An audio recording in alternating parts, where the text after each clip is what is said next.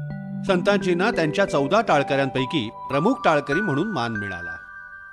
देहूपासून चाकण 8 ते 9 मैलांच्या अंतरावर आहे. संताजींना देहूत राहणं सहज शक्य झालं व अधूनमधून घराकडेही लक्ष देता आलं. चाकणच्या कीर्तनानंतर संताजी तुकाराम महाराजांच्या सानिध्यात राहू लागले. तुकाराम महाराजांची अभंगवाणी लिहून ठेवण्याचं त्यांनी ठरवलं व त्याप्रमाणे ते अभंग लिहू लागले.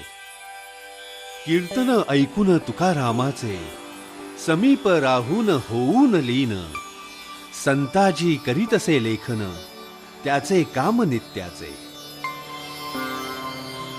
संताजीचं संसाराकडे फार दुर्लक्ष झालं.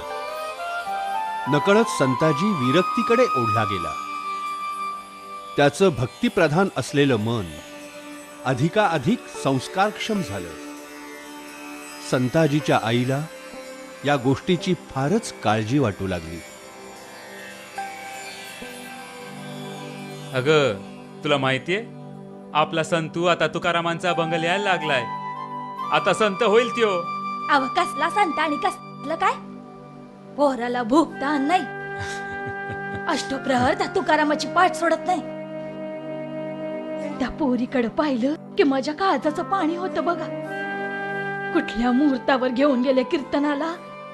असं कसा घाला घातला तिच्या संसारात. अगं, परमेश्वराला कशाला दोष देतीस? हं? आपलंच नशीब फुटक. आता घरचे हिशोब लिहायला सांगितले तर ह्यो कंटाळा करतोय.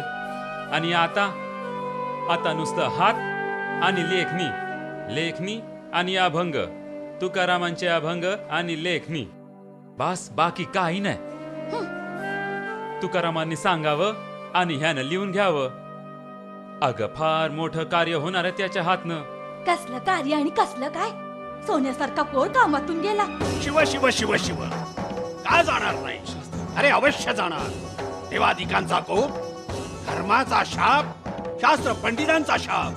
मग का जाणार नाही तुमचा पोर वाया?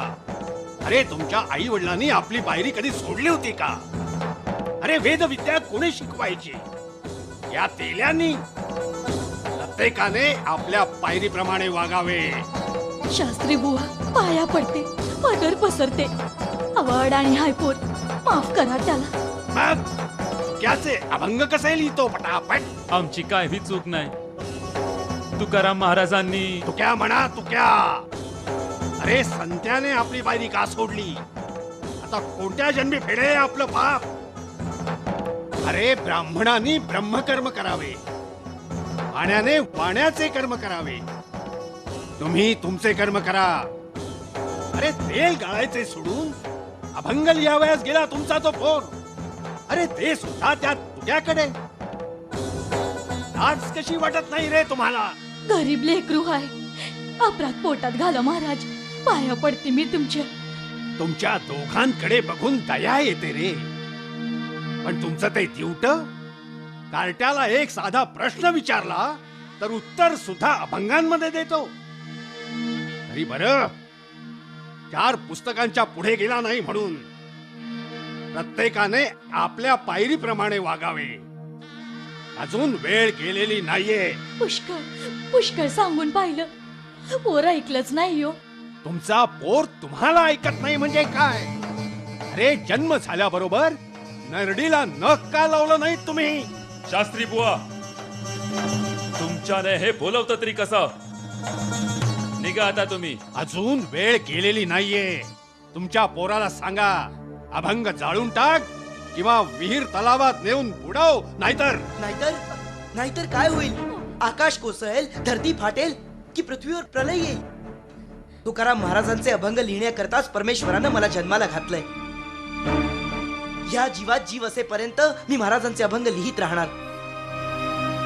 तुकाराम महाराजांचे अभंग लिहिणारे गंगाजी मवाळ, बहिणाबाई, रामशास्त्री वाघोलीकर, कोंडाजी भट, रामेश्वर भट ही मंडळी काय ब्राह्मण नाहीत? ज्यांच्या पुढे सगळ्या जनतेनं नतमस्तक व्हावं. अशा थोर खऱ्या सच्च्या ब्रह्मवृंदाच्या तोंडाला तुम्ही काळ फासता. तुकाराम महाराजांची लोकप्रियता तुम्हाला सहन होत नाही. त्यांच्या पुढचा एवढा मोठा जनसागर तुम्हाला बघवत नाही. पण मी तुम्हाला निक्षून सांगतो, महाराजांचे अभंग हे अभंगच राहणार. संत्या तुला परत परत बजावून सांगतो, ते लिहिलेले अभंग जाळून टाक. पुन्हा अभंग लिहिणार नाही अशी तुझ्या या मात्या पित्यांच्या पायावर डोकं ठेवून शपथ घे. शास्त्री बुवा, हे लिहिलेले ग्रंथ माझे नाहीत. दुसऱ्याचं धन नष्ट करण्याचा अधिकार मला नाही. तुकाराम महाराजांनी सांगितलं आणि या हाताने मी फक्त लिहून घेतलं. तुका म्हणे तोची संत, सोशी जगाचे आघात. बंद करते तुझं चरहाट. आमचे कान बिटाळू नकोस. बऱ्या बोलाने अभंग लिहावयाचे सोडून दे, नाहीतर ज्या हाताने अभंग लिहितोस ना ते हात तोडण्याची शिक्षा देवीन मी. शास्त्री बुवा, नका हो असं करू. पाया पडते, पदर पसरते. आई, आई अगं कोणापुढे पदर पसरतीयस तू? या शास्त्राच्या दमाला तुकाराम महाराजांच्या नखाची तरी सर आहे का? कुणाला कुणाला रे उलटून बोलतोस? नाशकाले विपरीत बुद्धी, दुसरे काय? पण एक लक्षात ठेव, त्या तुक्याचे सर्वच्या सर्व अभंग इंद्रायणीच्या डोहात नाही बुडवले तर या शास्त्रीच्या घराण्याचं नाव सांगणार नाही मी. देवा पांडुरंगा, याला माफ कर. पांडुरंग पांडुरंग पांडुरंग पांडुरंग.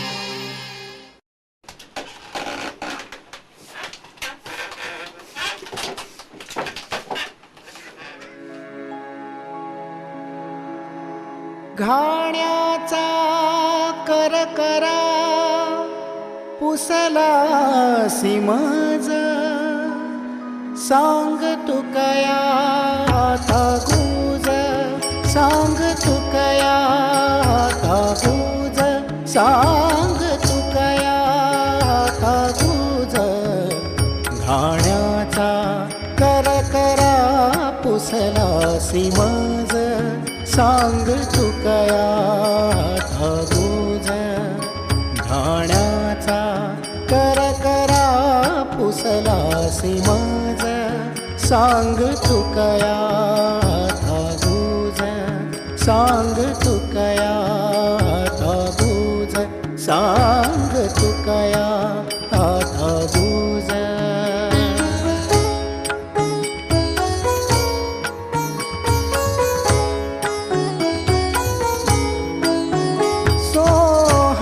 ब्रह्मध्वनि अनहाद गजरी, सोहम ब्रह्मध्वनि अनहाद गजरी.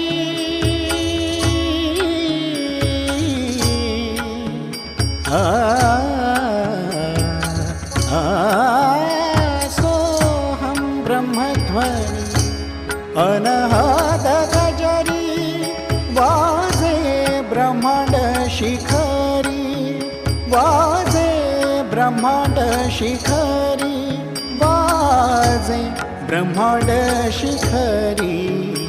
घाण्याचा करकरा पुसला सिमज, सांग तुकया आता गुज, सांग तुकया आता गुज, सांग तुकया आता गुज.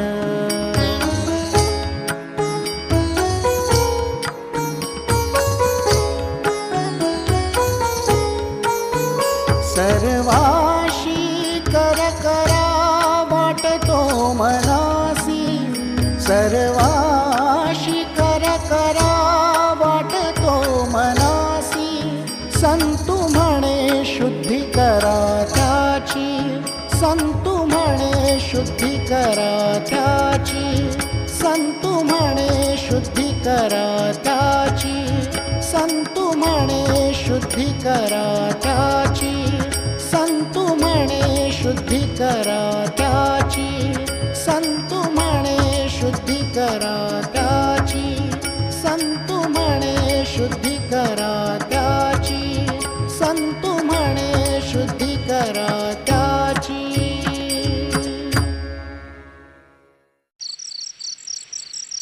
वृक्षवल्ली आम्हा सोयरे, वनचरे पक्षीही सुस्वरे, आळविती तेणे सुखे रुचे एकांताचा वास नाही गुणदोष अंगा येथ. लई रात झाली या. आणि किती वेळ जागणार. झोपा आता. यमुने, तुकोबांचे अभंग जर वेळीच लिहिले नाहीत तर महाराजांची प्रतिभा, त्यांची अभंगवाणी लोकांपर्यंत कशी पोहोचणार? पण यामुळे तुमचं संसाराकडे दुर्लक्ष होतं या. आपल्या म्हाताऱ्या आई वडिलांनी कुणाकडे बघायचं? पांडुरंग पांडुरंग. यमुने, मी जे जे काही करतोय ती या पांडुरंगाचीच इच्छा आहे. तुकोबांचे अभंग आणि त्याद्वारे त्यांनी दिलेली शिकवण जर आपण लोकांपर्यंत पोहोचवली नाही तर आपला संसार अधुरा नाही का राहणार? मला काय कळतंय यातलं वेडीला. परमार्थ हाच संसार असं तुकाराम महाराजांनी सांगितलं. म्हणून हे कार्य करताना आम्हाला अंतर देऊ नका. नाही यमुने, संसाराकडे दुर्लक्ष करणार नाही असं वचन मी महाराजांना दिलंय. तुझ्या सोबतीनं आपला संसार नक्की सुखाचा होईल.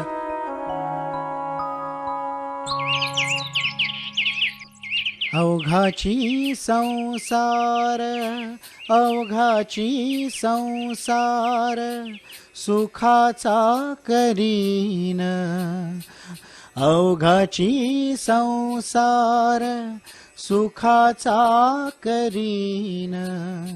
आनंदे भरीन आनंदे भरीन.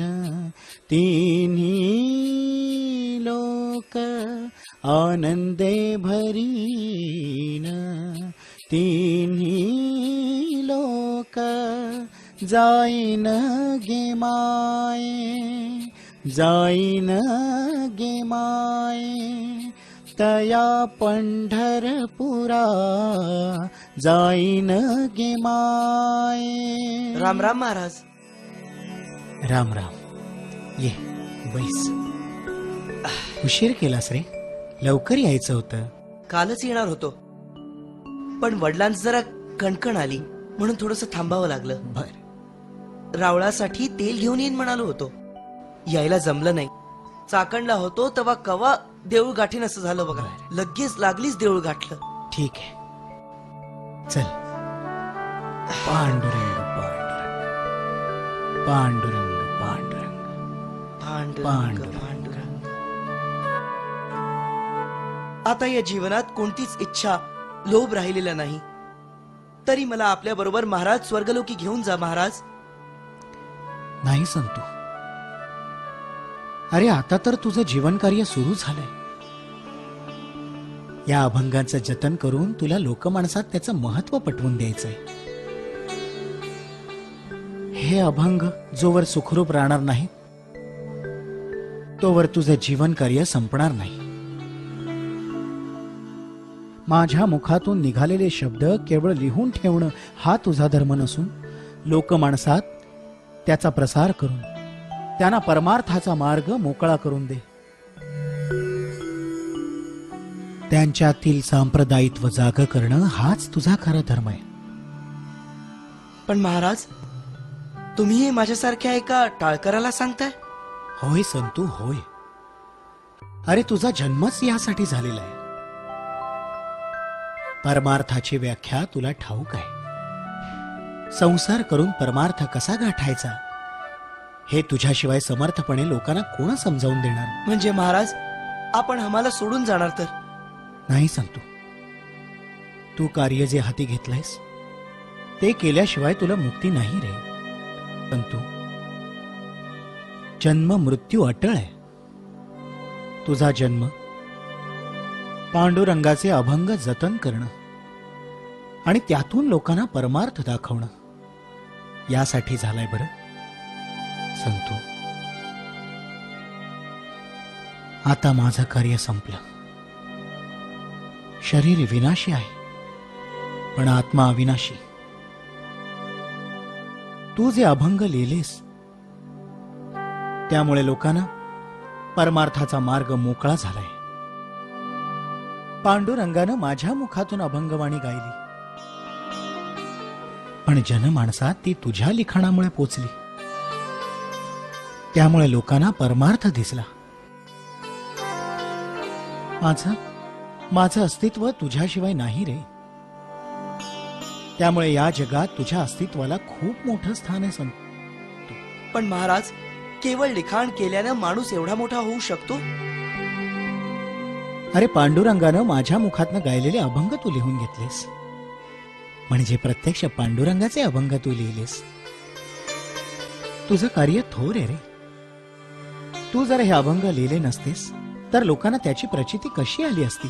महाराज, या पामराचं कौतुक करून मला अंतर देऊ नका. जर कुणाचंच अस्तित्व कधी संपत नाही तर मग आपल्या देहत्यागानंतर मला आपला सहवास कसा लाभेल? आत्म्याची प्रचिती कशी येईल? महाराज सांगा, महाराज सांगा. संतो, अरे आत्म्याचं सामर्थ्य श्रेष्ठ आहे. आणि दैववंशात जर माझा देहपात तुझ्या मृत्यूपूर्वी घडला तर वचन देतो, तुझ्या मृत्यूसमयी माझा आत्मा तुला भेट देईल रे. मी धन्य झालो महाराज. मी सुद्धा आपणाला वचन देतो, जोपर्यंत या देहात प्राण असतील तोपर्यंत आपण सांगितलेलं कार्य चालू ठेवीन महाराज. पांडुरंग पांडुरंग.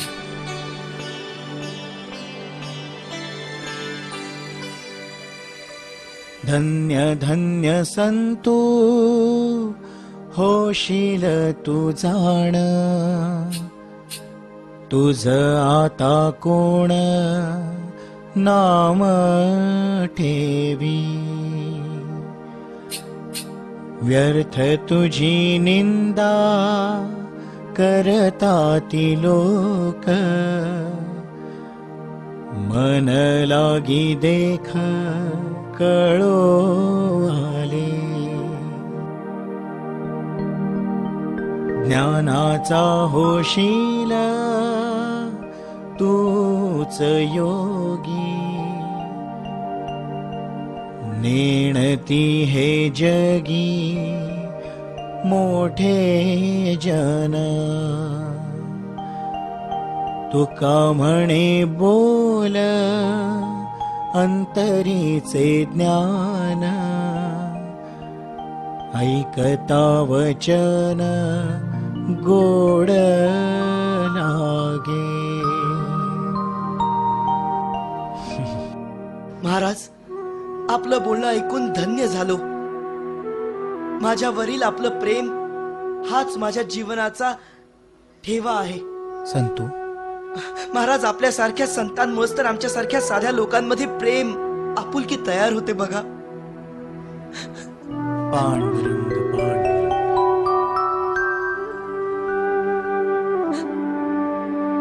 पांडुरंग पांडुरंग. मन करारे समर्थ, सर्व सिद्धीचे कारण, सर्व सिद्धीचे कारण. महाराज, मन करारे प्रसन्न, सर्व सिद्धीचे कारण. मोक्ष अथवा बंधन, सुख समाधान इच्छा ते. मने प्रतिमा स्थापिली, मने मना पूजा केली. मने इच्छा पुरविली, मन माऊली सकलांची. मन गुरु आणि शिष्य करी आपुलेची दास्य. प्रसन्न आप आपणास, गती अथवा अधोगती. साधक वाचक पंडित, श्रोते वक्ते ऐका मात. नाही नाही यान दैवत तुका म्हणजे दुसरे, तुका म्हणजे दुसरे. आम्ही जातो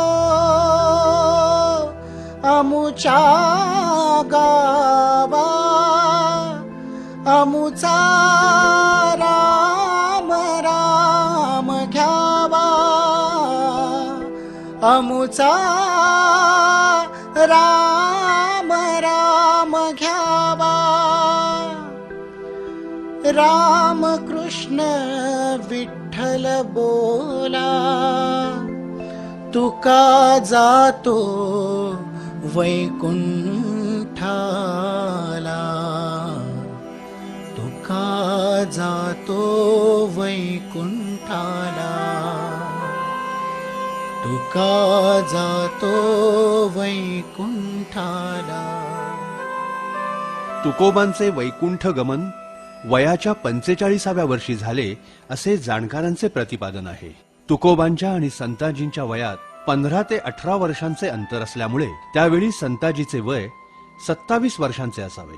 हे अनुमान अचूक असण्याचे कारण संताजीच्या वहीत त्यांच्या स्वहस्ते केलेल्या स्वाक्षरीखाली त्यांनी लिहिलेला सन शके 1610 असा आहे. तुकोबांच्या निर्वाणानंतर संताजी कायम चाकण मुक्कामी स्वगृही परत आले. हळूहळू गृहकृत्यात व संसारात त्यांचे लक्ष लागले. संताजी आपल्या पिढीच्या तेलाचा धंदा सांभाळू लागले. संताजीने येताना आपल्या जीवनाचा अमूल्य असा अभंगांचा ठेवा आपल्या बरोबर आणला होता. ते सर्व लिखाण त्यांनी देवघरात ठेवले व रोज त्याची पूजा अर्चा होऊ लागली. गावातील भक्तगण संताजीच्या घरी येऊन अभंगांचे दर्शन घेत. तुकोबाच्या दर्शनाचा तो लाभ आहे असं लोक मानित. त्यामुळे संताजीच्या घराला देवळाचं स्वरूप आलं होतं.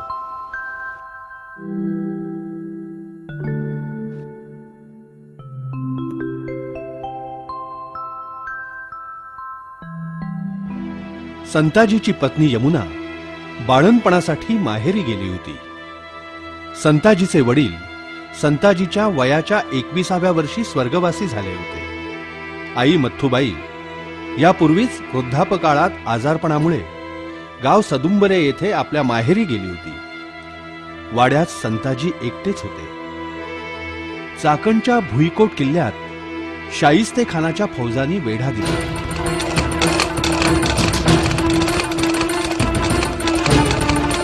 किसी को बख्शो मत, लूटो. क्या है इसमें? अरे जल्दी खोलो.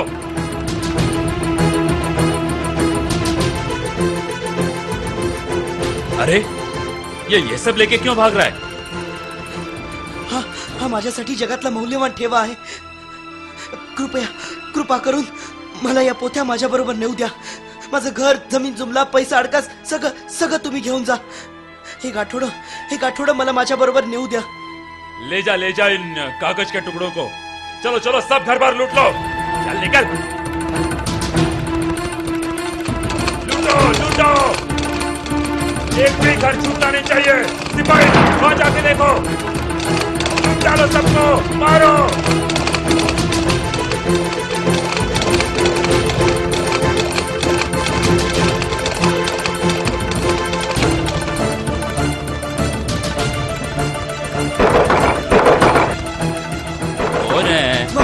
मामा दारू कर, मामा. एवढ्या रातच्याला? अरे संताजी, अरे काय तुझी ही अवस्था? आणि एवढ्या रातच्याला आलायस? आणि एवढा घाबरलायस? आणि एका ठुड्यात काय आहे? मोगलांनी आमचं गाव जाळून लुटून फस्त केलं रे. कित्येक लोकांना जीवानीशी मारलं. अरे बाप, आम्ही सगळे सैरा वैरा पळत सुटलो. माझं घरदार, पैसा, अडका, सगळ्या अरे देवा. मौल्यवान वस्तू तिथंच टाकून मी तुझ्याकडे आलोय रे. अरे पण या गठुड्यातनं काय आणलायस मग? मामा, यामध्ये तुकाराम महाराजांची ठेव आहे. माझ्या आयुष्यातला सगळ्यात मौल्यवान खजिना आहे हा. होय. माझे प्राण आहेत. यामध्ये तुकाराम महाराजांनी दिलेली शिकवण आहे. आणि ती जर नष्ट झाली तर महाराजांची अभंगवाणी शिल्लक राहील कर. मामा, यामध्ये तुकाराम महाराजांचे अभंग आहेत. या माझ्या हाताने लिहिलेले अभंग आहेत ते जतन करणं आणि लोकांपर्यंत पोहोचवणं आता हेच कार्य आहे बघ माझं. अरे वय पोरा, पण घरदार सोडून तुला हे सगळं जमल का? मामा, आता महाराज आणि पांडुरंगच यातून मार्ग काढतील बघ. वय वय वय आता हे कार्य पार पडल्याशिवाय माझ्या जीवनाचा अंत होणार नाही मामा, नाही होणार. अरे पण तुला घर संसार आहे, बायका पोरांची जबाबदारी आहे तुझ्यावर. अरे वय तुला सांगायचं राहिलंच, काय? तुझी बायको यमुनाबाई हा. बाळण झाली. काय? अरे पोरग झालाय तुला. अरे बाप झालास तू संताजी, बाप झालाच. पांडुरंग पांडुरंग, महाराज तुमचेच आशीर्वाद आहेत बघा. माझ्या आयुष्यात जे जे काही घडतं ना ती तुमचीच देण आहे. वय मला पुत्ररत्न झालं. वय वय पण मामा, माझी बायको यमुनाबाई ती सुखरूप आहे ना रे? अरे दोघं भी सुखरूप आहेत. मामा, ही बातमी मला पहिल्यांदा माझ्या आईला सांगायची आहे रे.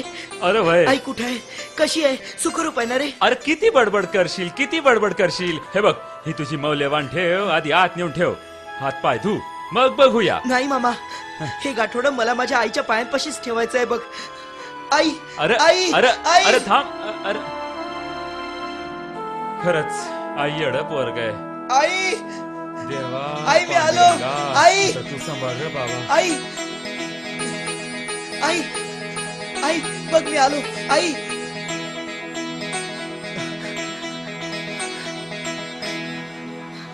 आई, कोण? संतू का? अरे तुझ्याच वाटकडे डोळं लावून बसले होते. मी तुझाच संतू. आई, तू कशी आहेस? बरी आहेस ना? तुझा नातू घरात आलाय ग. आणखी एक आनंदाची बातमी आहे. काय? काय हाय ते? शाहिस्ते खानाच्या सैन्याने गावात घुसून जाळपोळ लूटमार सुरू केली. चाकण 84 मधील सगळी गावं ओस पडली. लोक मौल्यवान दागिने सगळं घेऊन वाटा फुटेल तिकडे पळत सुटले. आपलं घर देखील उद्ध्वस्त झालं. मोगल सैनिकांनी माझ्या हातून हे गाठोडं काढून घेण्याचा प्रयत्न केला, पण मी त्यांना ते नाही दिलं. बरं झालं, घरातले दागदागिने घेऊन आलास तू. नाही आई, हे गाठोडं म्हणजे माझ्या जीवनातला सर्वात मौल्यवान ठेवा आहे. माझे प्राण आहेत. हे तुकाराम महाराजांनी सांगितलेले अभंग आहेत, जे मी माझ्या हाताने लिहून घेतलेत. हे अभंग आता जतन करणं आणि लोकांपर्यंत पोहोचवणं हेच काम आहे माझं. लेकरा, उभं आयुष्य तू याच कामासाठी घालवलंस. अरे माझा आशीर्वाद तुझ्या पाठीशी आहे बघ. परमेश्वरानं तुला याच कामासाठी पाठवलं बघ. होय आई, तुझा आशीर्वाद माझ्या पाठीशी असल्यावर सगळी कामं सोपी होतील बघ. लेकरा, यमुना, तिचं बाळ, त्यांच्याकडं दुर्लक्ष करू नकोस रे. अरे त्यो तुझा संसार आहे. तो जर सांभाळला नाहीस तर तुझ्या या परमार्थाला काही बी उपयोग नाही. महाराजांची शिकवण इसरू नकोस.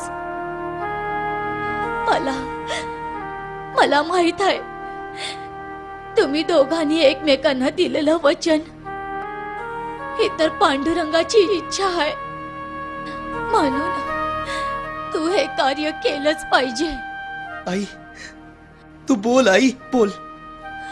तुझा प्रत्येक शब्द मला महाराजांची आठवण करून देतोय. तू बोल. लेकरा, आता काय मी जगत नाही.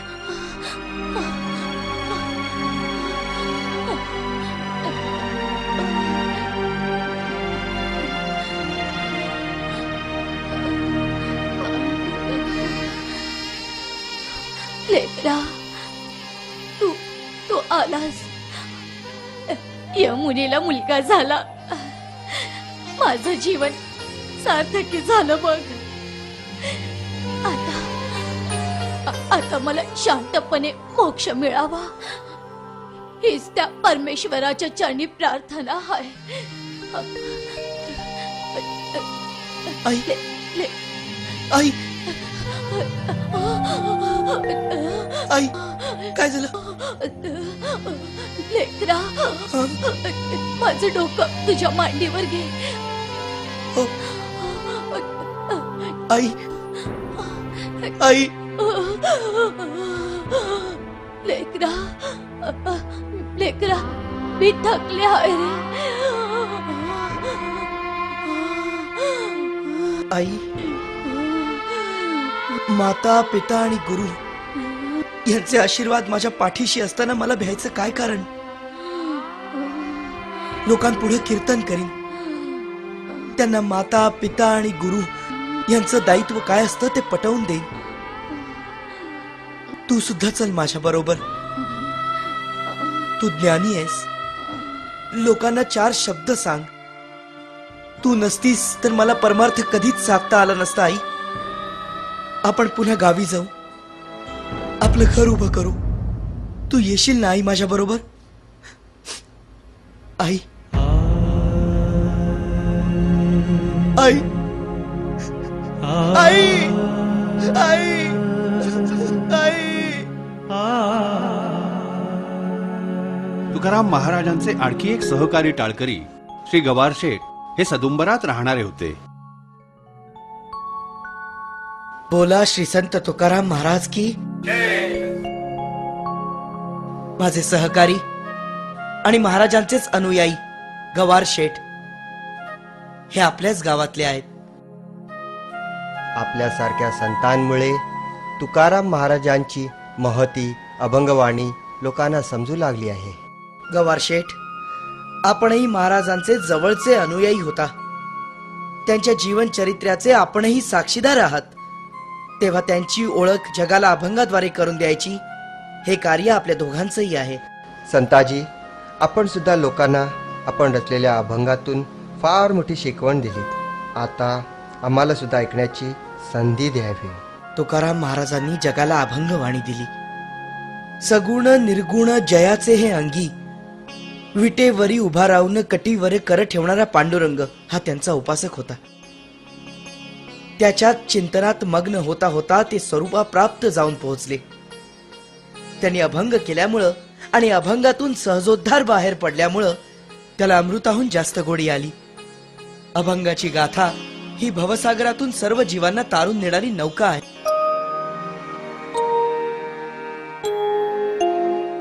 देह क्षेत्र घाणा ऐका त्याच्या खुणा. देह क्षेत्र घाणा ऐका त्याच्या खुणा. गुदस्थान जाणा उखळते. देह क्षेत्र घाणा ऐका त्याच्या खुणा.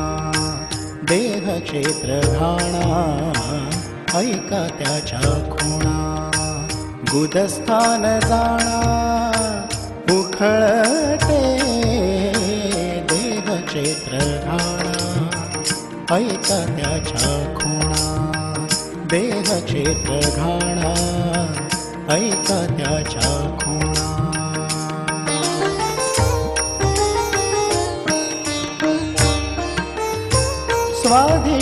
स्वाधिष्ठानावरती पनपुर चक्र. स्वाधिष्ठानावरती पनपुर चक्र. विदुदंत चक्र अनाहत. देह क्षेत्र घाणा ऐका त्याच्या खुणा. देह क्षेत्र घाणा ऐका त्याच्या खुणा.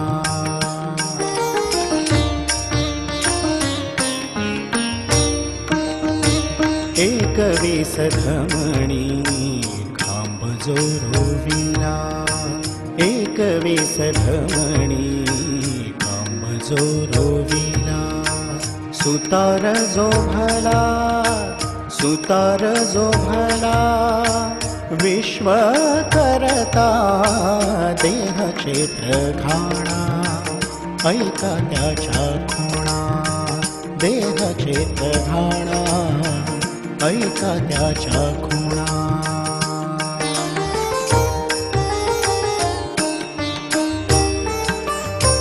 संतू म्हणे घाणा देहात पहाना, संतू म्हणे घाणा देहात पहाना.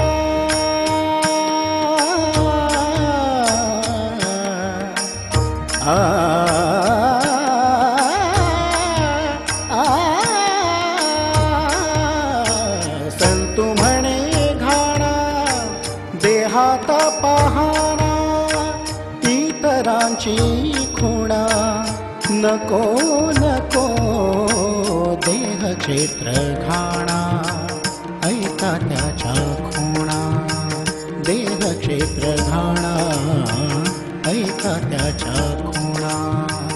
गुदस्थान जाणा उखळते, गुदस्थान जाणा उखळते देह क्षेत्र घाणा, ऐका त्याच्या खुणा देह क्षेत्र घाणा, ऐका त्याच्या खुणा देह क्षेत्र घाणा, ऐका त्याच्या खुणा.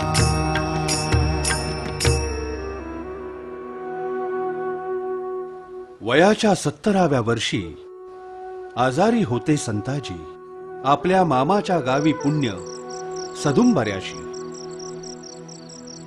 मार्गशीर्ष वद्य त्रयोदशी हरिनाम जपत जपत गेले संताजी स्वर्गात, जीवन यात्रा संपवत.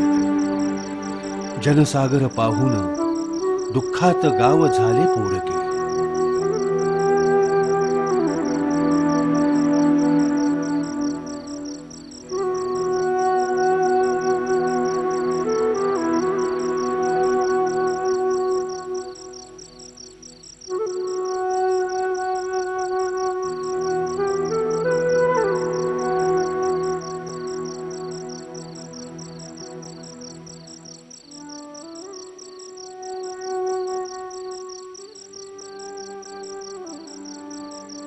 अरे मातबा, एवढा वेळ झाला आपण महाराजांना मोठ माती देतो, पण महाराजाचा चेहरा अजून का झाकला जात नाही?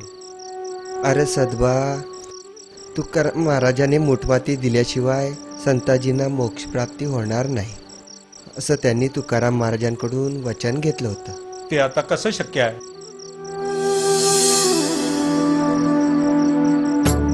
पांडुरंग महाराज, तुकाराम महाराज, पांडुरंग अरे काय पांडुरंग पांडुरंग पांडुरंग पांडुरंग.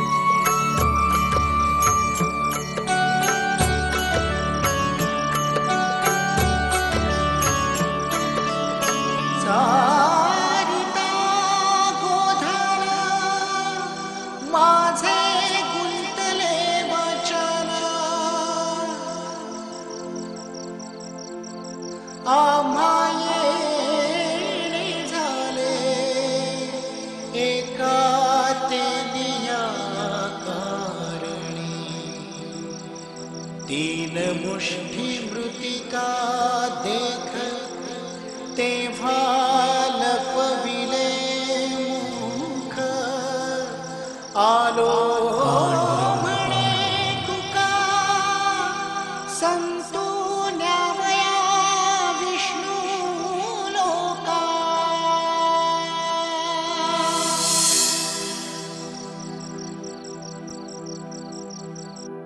याच ठिकाणी आज थोर संत श्री संताजी महाराज जगनाडे यांचे देऊळ समाधीस्थान उभे आहे आणि आज सतत 300 वर्षे येथे पूजापाठ, हरिपाठ, कीर्तने होत आहेत.